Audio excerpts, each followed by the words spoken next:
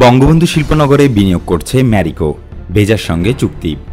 ভারতের প্রসাধন নির্মাতা প্রতিষ্ঠানের অন্তর্গত ম্যারিকো বাংলাদেশ লিমিটেডের সঙ্গে জমি লিজ সংক্রান্ত একটি চুক্তি সই করেছে বাংলাদেশ অর্থনৈতিক অঞ্চল কর্তৃপক্ষ বা বেজা।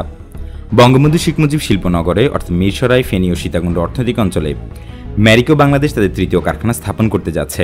এই কারখানায় মূলত প্রসাধন সামগ্রী এবং পিইটি বোতল প্রস্তুত হবে। এতে এখানে প্রায় 27 মিলিয়ন মার্কিন ডলার বিনিয়োগের মাধ্যমে প্রায় 500 লোকের কর্মসংস্থান সৃষ্টি হবে। বর্তমানে ম্যারিকো 99% পোর্টফোলিও বাংলাদেশে স্থানীয়ভাবে প্রস্তুত করা হয়। 10টি ক্যাটাগরির 36টি ব্র্যান্ড রয়েছে ম্যারিকোর এবং দক্ষিণ এশিয়া ও মধ্যপ্রাচ্যের বাজারে তারা পণ্য রফতানি করে। উৎপাদন পরিধি বাড়াতে আরও 220 কোটি টাকার অধিক বিনিয়োগের লক্ষ্য স্থির করেছে এবং স্থানীয়ভাবে পণ্য সামগ্রী উৎপাদনের মাধ্যমে পোর্টফোলিও আরও মজবুত করতে বদ্ধপরিকর ম্যারিকো। বেজা বিনিয়োগকারী সেবার দ্রুততা এবং দক্ষতা নিয়ে তারা সন্তুষ্টিও প্রকাশ করেন। বেজা বলছে দেশের অর্থনৈতিক উন্নয়ন ত্বরান্বিত করা, 15 বছরের মধ্যে 100টি অর্থনৈতিক অঞ্চল প্রতিষ্ঠা, প্রত্যক্ষ ও পরোক্ষভাবে 1 কোটি লোকের কর্মসংস্থান সৃষ্টি, আগামী 2030 সালের মধ্যে প্রতি বছর অতিরিক্ত 60 বিলিয়ন মার্কিন ডলার রপ্তানির প্রত্যাশা নিয়ে অর্থনৈতিক অঞ্চল প্রতিষ্ঠার কার্যক্রম প্রধানমন্ত্রীর নির্দেশে বাস্তবায়ন করা হচ্ছে।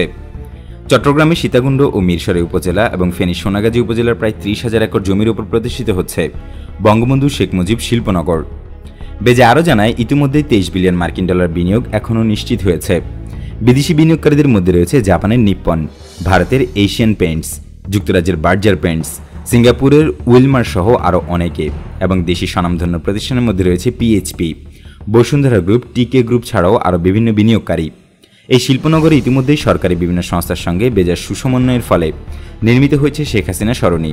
দেশের সর্বপ্রথম সুপার ডাইক প্রতিষ্ঠিত হয়েছে, গ্যাস সংযোগ, বিদ্যুৎ সরবরাহের কাজও চলছে। এই শিল্পনগরে বর্তমানে 13টি শিল্প নির্মাণের কাজ চলমান আছে, আর আরও 15টি প্রতিষ্ঠান শিল্প নির্মাণের অংশ হিসেবে প্রাথমিক কাজ শুরু করেছে। জুলাই মাস নাগাদ কমপক্ষে 2টি শিল্প কারখানা উৎপাদনে যাবে বলে আশা করা হচ্ছে।